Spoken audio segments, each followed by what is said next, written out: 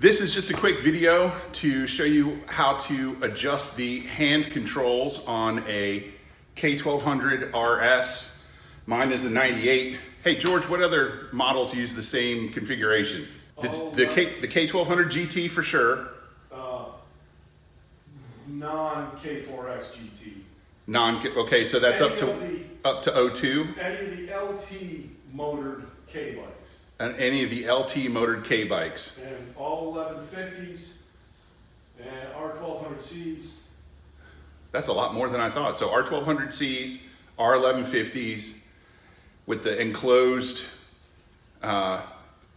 buttons and the bullet type fastener on the bottom of the mirror.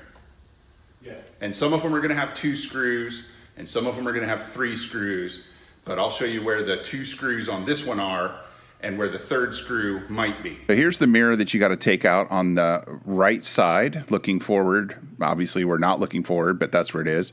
If you look underneath, and now this is the left side, there's the hidden screw and the nut for the mirror. You can see why I call it a bullet nose type. So there's the left side, and then here's the same thing on the right side, the hidden screw and the bullet thing for the 6mm Allen wrench that you need to put in there. There's a 6mm Allen. So you just find the opening. It's a little tough on this side because the plastic shroud partially covers it, but once you fiddle around with it, you can get it. And then you can turn the mirror, turn the nut, whatever, and then it'll come out. I'm going to pause the video right here just for a second because I want you to look. You can see the kill switch on there. And just below the kill switch is a tiny little hole. Now on my bike, there's nothing there. But on some bikes, there's another screw that goes in there. And that's why you have to take the mirror off to do this, to change the rotation of your hand controls. If you're positive, like I now am, that you don't have this 3rd screw there, you don't have to take the mirror off to do this. But if you don't know, or if you forget, which is much more likely, then you just have to take the mirror off. Since you're rotating the hand controls anyways, you're going to have to adjust the mirrors, so you might as well just take them all the way off. Now I'm going to unpause the video and we'll keep going. So I'm going to show you what the pieces look like. You can see mine's a little rusty here. That's just kind of how those things go. Rust is rust. So there's the screw that you can see very easily.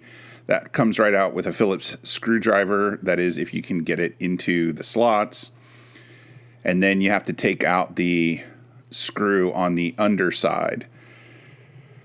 Now, if you're lazy like me, you don't want to get down on the ground. You enlist the help of somebody else. You Tom Sawyer that dude right into taking the other screw out. But that's how we do it at Gridlock. We help each other out. Once that screws out, then the housing will come right apart, and then you can see the adjustment screw. Now, here's something that's on my bike that isn't going to be on everybody's bike because this is a sidecar rig. I have to remove the mirror, I have to take off this thing, which is the electronic camber control switch for the sidecar. And here I'm pointing at the screw in the face of the housing that you have to take off. So this is just something that I've got to do special, unique to my bike. It's a 14mm wrench, and that switch comes right off.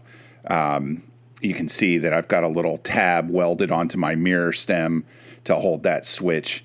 And it just helps me raise and lower the sidecar in relation to the motorcycle for roads that are different cambers. The surface of the road can be, curved or slanted in the Z dimension, I guess that would. So once that's off, now I can do this just like every other K bike. Take the screw out. A nice shot of my arm there. Sorry about that, folks. And once the screw is out, then I can get the ones that are underneath. Starting with the mirror. And this is usually how you discover stuff. So to turn the mirror the whole way, I got to take off my little windshield lip, which is in the way. And of course, I'm going to fight it until I figure out that I can't do it any other way but to take that off because we're all kind of like that. Luckily, it pops right off. That's a piece I got from Touratech for one of my GSs that works much better on my RS, so go figure there. And then that mirror comes out, and then we're going to bring George back in to, I always like to put the nuts back on things because it helps me not lose them. And, I would lose that. So George is going to come back in and get that other screw. They were both a little stuck because they hadn't been taken out in a long time, and I was concerned that I would strip them out because I'm kind of a ham fist when I do these things, and George has a lot more experience with those kinds of things. So I basically just hit the screws with a little bit of a wire brush to clean up the threads and get that little bit of rust out of there, and they went back in with no problem, and I'll show you that in a little bit. So now that we've got the faces off of the switches, the switch housings, there you can see the nut right there, or the bolt right there, that clamps the whole assembly to the handlebar. So that uses as I'm about to show you, a 4mm Allen. And I got this little multi-tool that has, 7 or 8 different Allen sizes in it. So that comes loose, and then you can rotate the whole assembly. It moves the lever, the buttons, and the mirror all in one. So you get that where you're comfortable with it, and you might be able to tell that I'm doing this from the seat of the motorcycle. I've actually even got my feet on the pegs because that's the best way. That's riding position, and you want those solid in riding position when you adjust them. Then you just tighten them back down, and they do have a torque setting, and this is one of the times where I go back on my advice to always use a torque wrench. And here you just really want these snug. They don't need to be gorilla tight, but you want them to be snug enough so that the assembly doesn't move under normal circumstances, and that's going to be the easy part of there. Now here I'm showing you what it looks like on the right side from the front. And then you can see that rotates. And what you want to, one of the things you want to make sure is that you don't jam the wires, like right there, up against your handlebar, or in my case here, that's a handlebar riser. So you want to make sure that there's enough clearance in everything. You don't want things rubbing against each other, because that's a good way to end up with electrical problems when it comes to wires. And once you've got it, then tighten it back together. And all you have to do then is reassemble the whole thing. So we're going to just watch as I reassemble the whole thing.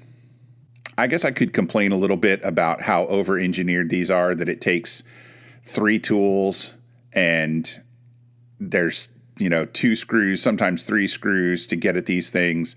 But this is on a lot of BMW motorcycles. A lot of people do these. So to reassemble, you got to put the switch housings back together, and then you put the screws in. The way that I found that works best is to put the screws in the face first, because that holds the whole thing together, and then the screw that goes up underneath just kind of secures it. So you can see I got a little plug for the Wheel Nerds there, one of my favorite podcasts. They've been on Chuck Brewer, one half of the Wheel Nerds, is an MOA member and has been on the 200 Miles Before Breakfast podcast. I encourage you to check out both of those podcasts, both 200 Miles Before Breakfast and the Wheel Nerds. Although I will say they are a lot funnier than I am, and that's for sure. So this time, instead of bringing George back to take the screws out, now that I've got them cleaned up and I'm 100% positive where they are, I'm going to put them back in gently. And I'm putting them in at my strength so that I know the next time I need to adjust these things, which will hopefully be never, I can take them out very quickly and very easily. And now that I know where they are, don't be afraid to get a little bit dirty. You can always wash your pants and your hands and those kinds of things. With the screws in, now it's time to put the mirrors back on. This one goes on easy because the plastic housing is not in the way at all on this side.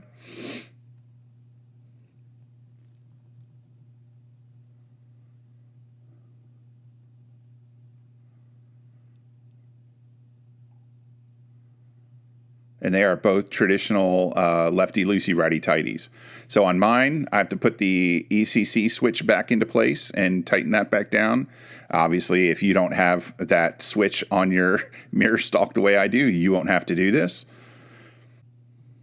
And now the mirror on the other side. I had a little more trouble with this and ended up putting the nut on the tool to start with because I couldn't hold it with my fingers just because of the way that the housing is shaped, the plastic piece. So it was a little easier to hold it on the end of the tool and then thread the mirror down into it instead of pushing the mirror down through the hole and threading the nut onto it. And then, of course, like I said, you're going to want to adjust the mirrors. And again, you want to do that from riding position. So here I'm going to get on the bike and adjust the mirrors. I still have the tool in my hand because I may have to move the mirror stalk to get them to go right. And you can see I've moved the hand controls quite a bit and had to really rotate those mirrors down a good bit to get them into the place where they're best so that I can see what's going on behind me.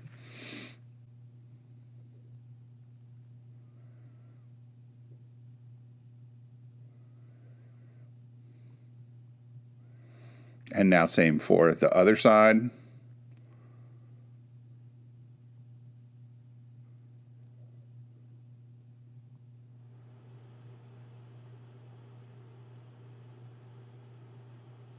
And everything seems to be good. I can reach all the buttons better. I can see out of the mirrors, and the levers for the clutch and the brake are in a much better position. There you go. You can see how ridiculously over-engineered that is.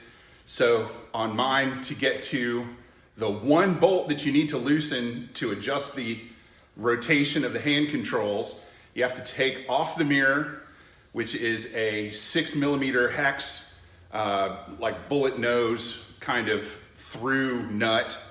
You have to take out 2 Phillips head screws, one of which is hidden pretty well. And then you have to use a 4mm hex to loosen the one thing that you need to rotate it.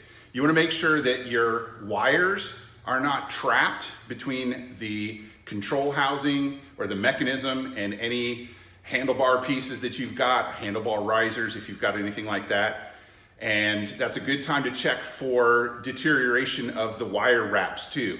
That's a fairly common thing to happen on motorcycles from this generation.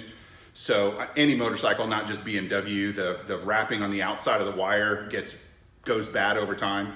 And if that happens, then you can have wires rub against each other. You can get shorts that are intermittent, and those are really tough to track down. So while you've got the mechanism apart, that's a good time to clean things gently and check and make sure you don't have any exposed wires and all that. Thanks for visiting the channel. Come back, subscribe, like, comment, all those things. Ask questions. We'll try and answer your questions in future videos. And as always, you can check things out at the MOA at bmwmoa.org. Take it easy.